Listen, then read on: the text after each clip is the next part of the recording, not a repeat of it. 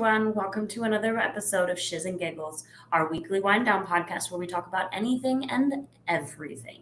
My name is Emily, and I will be your host today, but I am never alone. My first co host is a Nicaraguan American and super proud about it. One of her joys is to make people laugh, but she doesn't play when it comes to music she loves. Fun fact about her, she's made 57 playlists on Spotify with having over 500 songs. She's a little bit of a nut. Here's Fatima. Hello. Hi, Emily. Happy to be here. Welcome. Happy to have you here. My second co-host today, she is a movie enthusiast, Netflix binger, adventure seeker, and cat lover. With a cup of coffee and a Spotify playlist, she's ready to take on the world. Sounds like she could use some of Fatima's playlists. It's Isabel. Hi, everyone. Happy Friday. So excited to be here. Hi. Welcome. Happy to have you both. All right, to kick things off this week, let's talk about our trending topic, and it is sports season. So, it's fall, and we all are thinking about Halloween and Thanksgiving, but it's also sports season with some of the United States' favorite sports, such as football, both professional and college, but also baseball and hockey seasons. So, I'd like to ask my co-hosts and all of you people watching, do you watch sports? No. However, I did used to play softball.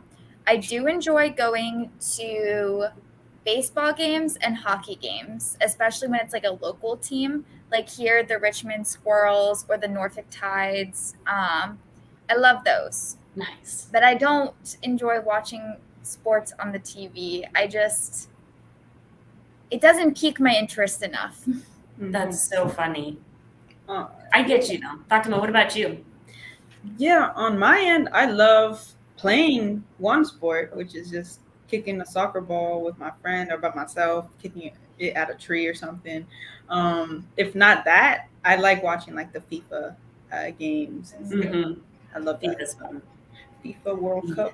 That's cool. I come from a very sporty family, and while I'm kind of like you, Isabel, I don't follow sports the way that I used to. I used to be really big into following football mostly, but also soccer. My dad is a huge like Chelsea fan, so he watches like UK football. Obviously, big difference between real football and soccer football, but. Yeah. So I also love hockey. I'm a big Caps fan, and I love going to Squirrels games. They are so much fun. Hockey is so fun to watch in person. Have you been to a Norfolk Admirals game? No, I haven't, but I've been to Caps games. It's so fun. Norfolk Admirals? I've never even heard of them. They're a hockey team. They play at the Scope in Norfolk. That sounds so fun. Yeah, hockey's a great sport. Mm-hmm. So, do you have any special sports traditions? Well, I always do get with my family for the Super Bowl. I feel like everybody has Super Bowl traditions. Yeah, always. If not that, if like a country we really love, because obviously I'm Latin, and a lot of Latin countries are really, really good in the soccer/football world. So whenever a country that we really love, we all get together and watch for sure. Yeah, we don't necessarily do a Super Bowl party at my mom's house every year, but when we do, my mom makes 3 different types of chicken wings, barbecue, buffalo, and garlic parm. And her secret, and she's going to yell at me for saying this, is putting a whole stick of butter in each pot of sauce. As it should be. Mm-hmm. As it should be. Well, that was fun. All right. Thank you all for sharing your sports traditions and sports preferences. It's time for segments, everyone. So let's go to Music and the Player with Fatima.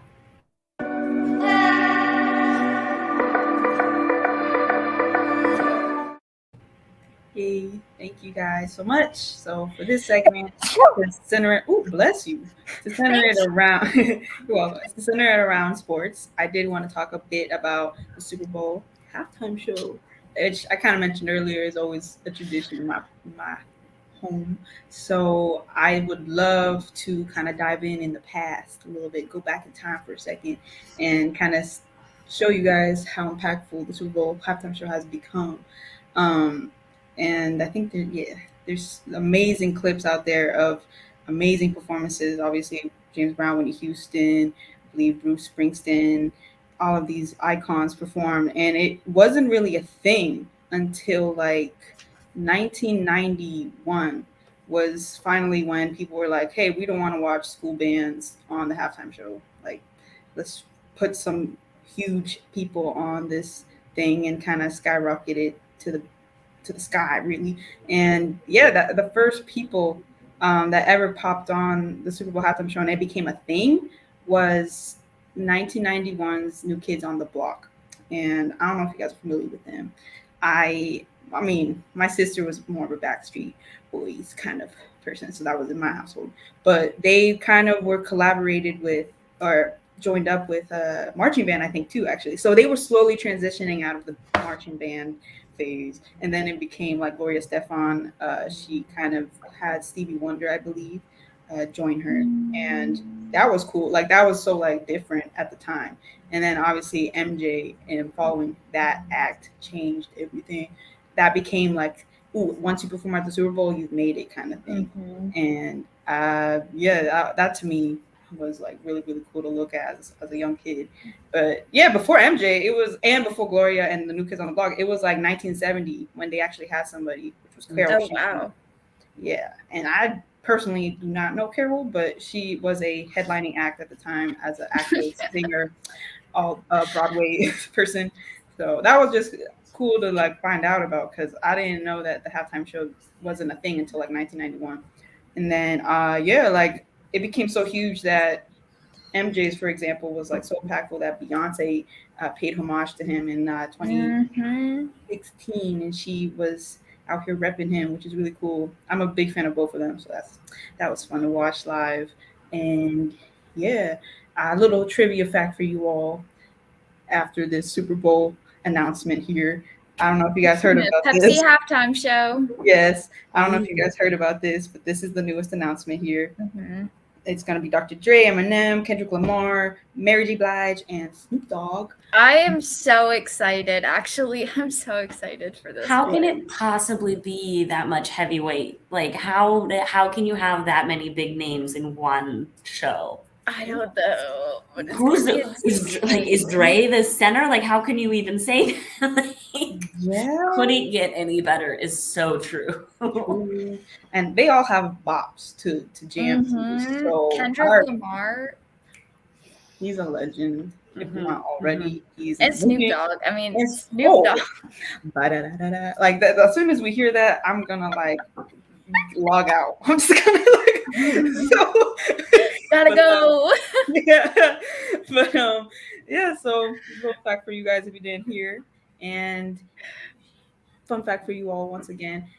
Which singer Super Bowl performance of the national anthem was so good it spent 5 weeks on the Billboard chart? Please buzz in. Who do you all think? C. Whitney Houston. Yeah, I'm gonna go with C. Whitney Houston. Period. Whitney Elizabeth Houston performed in 1990, and she set the standard after that for the national anthems as well. So I'm curious to know though, who's your favorite halftime performance of all time, if you can pick? Because I obviously know who mine is, but Lady Gaga was amazing, but also Shakira. Okay. Shakira? J-Lo and Shakira? Yeah. Yes. I forgot about that one. That was like that was a good one. That was the pre-close before the pandemic. Mm. The pre-close of the world, basically. That was a really good one. I forgot about that. They were actually nominated for an Emmy for that performance. Yeah. Really? That's awesome. Which is, yeah, it makes me so proud because, again, Latinas. But what I would give to see Shakira. I mean, I love J-Lo, but like I would give a lot to see Shakira. She's a staple in my household. Like when she made that song for the FIFA World Cup, Waka waka. Mhm. Let's go. Yeah. La la la la la la. Yeah, she's I know the iconic. dance. Like, Oh yes. Let's go. Emily? Well, you already mentioned this one, but I kind of have to go with Beyonce. Oh, mm, which one though? She was there twice. That's iconic. When was her first time?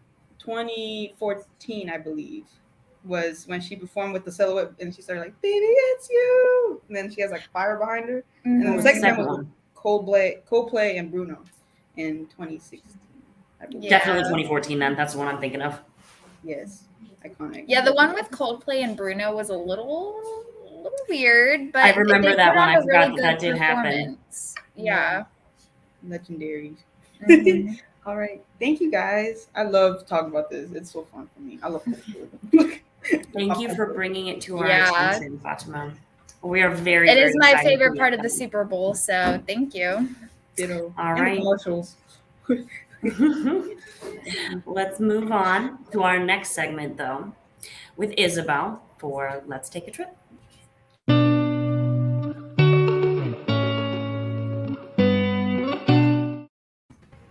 Hey everyone! So for this week's Let's Take a Trip segment, we're actually going to explore a little bit outside of the U.S. in regards to sports season. I know a lot of us are very familiar with what's going on in the next coming months here, but let's look at some other popular international sports cities.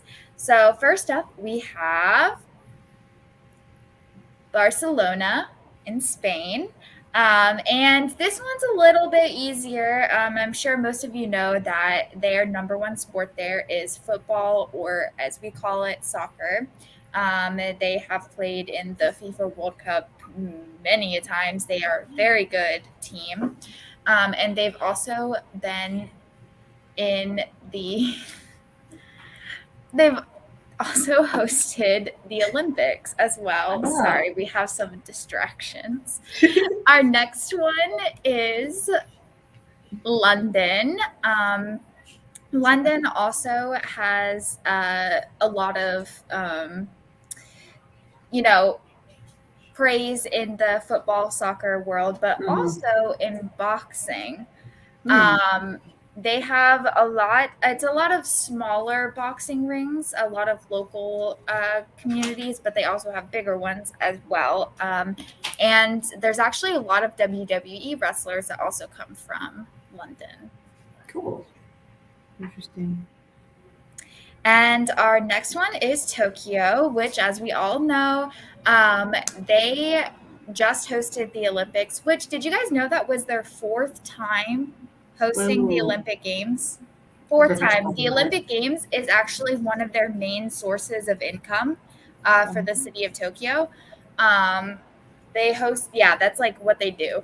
But what surprised me was finding out that their most popular sport is baseball.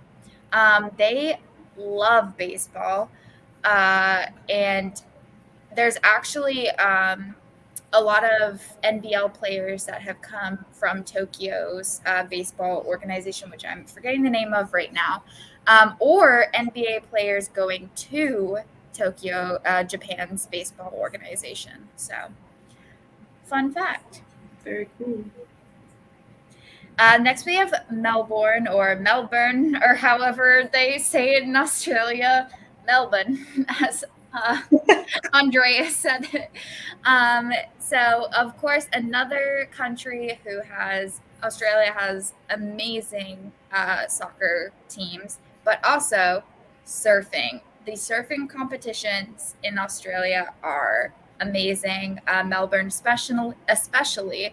And that's always something I've wanted to get into, is surfing. What about you guys? Never been. Never even tried. I haven't either, but I want to. We don't have big enough waves here with the Atlantic Ocean on the East Coast, so. Yeah, I mean, Florida is kind of close, but. Meh.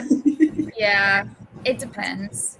Definitely not as good as the West Coast, but yeah. And then our last city on the list is actually Beijing, China, whose number one sport is basketball. So I can see That was that. also a surprise. I don't know what I thought their number one sport would be, but I definitely did not think it was going to be basketball. So, That's so but funny. now I understand why. Like, there's a lot of like, I know this is more like Japan, but they have a lot of sports related like anime shows I found out recently, and there's a lot of like basketball themed ones. So, makes more sense now. Yeah. So if you're ever looking for an international place to take a trip and see some sports, those are the top 5. Wow, good to know. I knew baseball and was really, really big in Japan and in Tokyo. Did not know about Beijing and basketball. Good to know. Mhm. Well, thank you for all of that really informative information, Isabel. Next time I go to Barcelona, I'll remember. Yeah. You know, we're going next weekend. Oh, great. All right, Next last but time. not least, we will wrap things up today with my segment. Want to draw about it?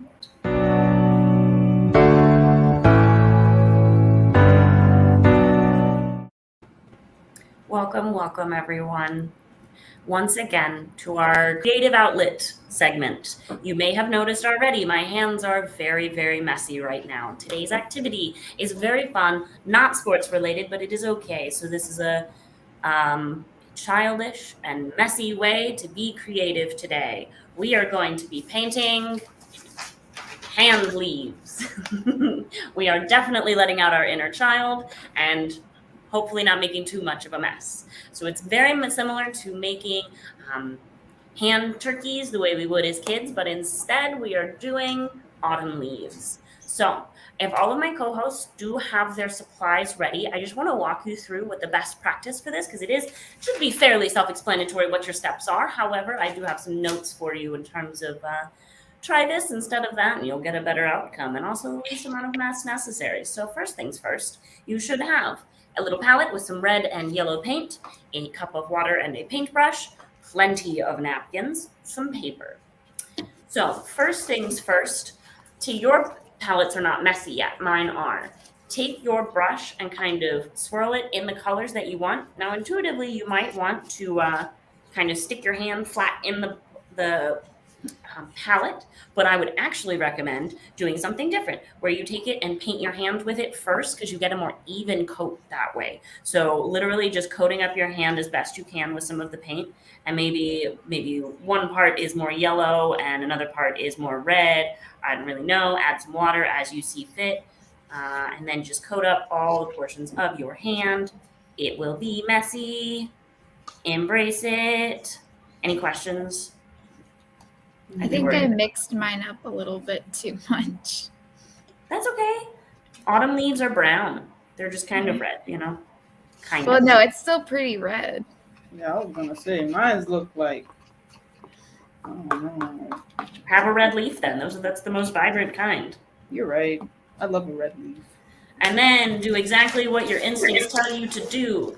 Switch to your paper and plop a handprint down. And now I have very bony hands, if you will. So sometimes my fingerprint often has like these segments where it's missing. So at that point, I'm going to dip, like kind of just literally fingerprint paint and just kind of fill in the holes that I know I want to fill in. You can choose to do that or choose not to do that. Totally up to you. I just kind of like having a full print. And I know my fingers are too skinny for that. I feel like I'm back in elementary school. This is so nice. So satisfying to me. Look at this. Yay. Wait, I think I need more on my thumb. Oops. Kind of fill out your handprint, but don't overdo the paint because you don't want it to be wet when you go to switch to the drawing portion. And I do have a little trick for quickening up the drying segment. Ah! Stuck. Come on, Izzy. Release. All right, I'm going to walk you through the next steps while you all are catching up with where I'm I at. didn't get enough on there. That's what I'm saying. If you dip your finger kind of straight into the paint and then just use your thumb to kind of fill in the holes, that's what I did on mine. Okay. But next stage is if you have some segments that are wet, what I do is flip over the page completely and smush it on the one beneath it. And then kind of flatten it out like that. And all of the excess paint will be taken up. So then you release it, and it's not quite as wet as it was. And then from here, you just start, very messy. Then you start filling in the veins for your leaf. So we're going to first give it a little stem. And then I'm gonna make one big throughout the middle. See, it's still wet up there. And then one through the thumb, one through the pinky.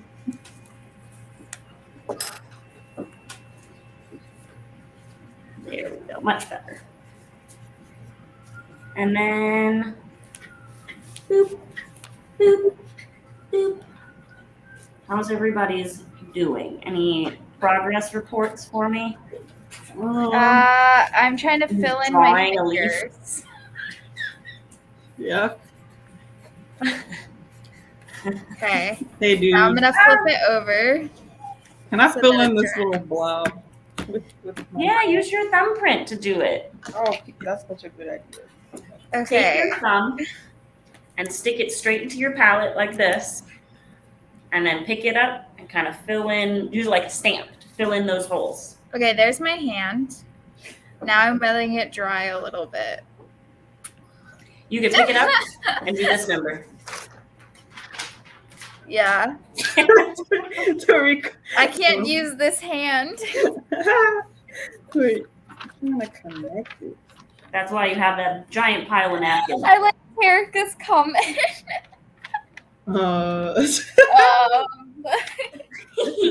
I'm feeling the same way as my hand is covered in paint. Come on. Hold on. It's meant to be messy. Don't overthink it, guys. You're right. All right. I feel like you're overthinking it just a little. I'm so glad that I was smart and remembered to paint my left hand and not the one that I'm my dominant hand. Dang, am I stupid? I'm kidding. It's still fun. Worst case, you got some paint on a colored pencil. You're right. I think worst thing happened. I mean, look at how messy mine is. Like, don't overthink it. Mine's super, super messy.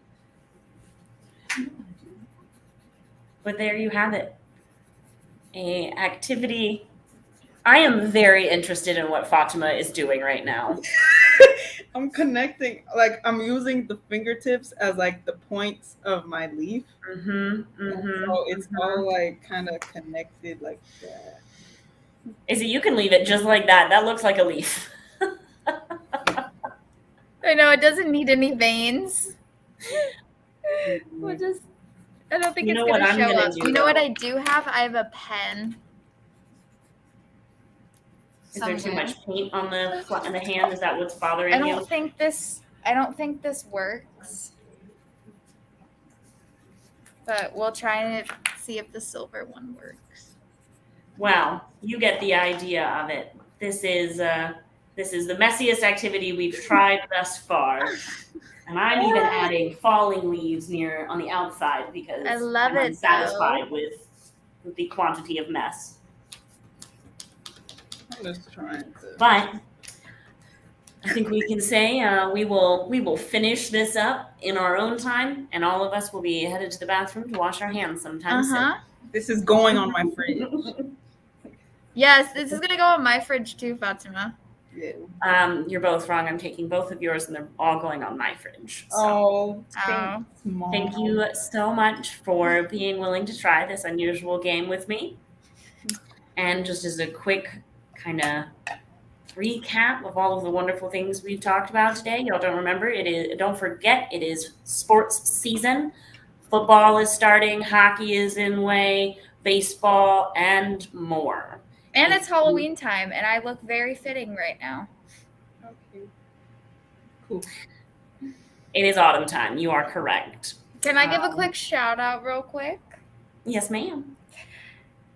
As long as weather permits, we have an event on Sunday, our Fall Fest, Yes. 1 to 4, West Broad Village. Richmond, Virginia. Richmond, Virginia. Be there. It's free. Be there. There you go. RVA, We're going to baby. be painting pumpkins and Yes. playing games and listening to music. It's going to be very fun. It's a vibe. I think they have booze there. Or no, I don't know. They do. Well, thank you so There much for that is. reminder, Izzy. We have had some great reminders about Super Bowl and places we can go, all sports related. We got very, very messy. So thank you all again. We hope to see you again soon. And we stream every Friday at 4 p.m. Eastern Standard Time. You can find us on the All About Presentation YouTube, Facebook, and LinkedIn page. And if you can't make it, then no worries. We, of course, always repost our episodes on our YouTube channel and onto our Facebook page. Happy Friday, y'all. Have a good weekend. Bye. See you at West Broad Village.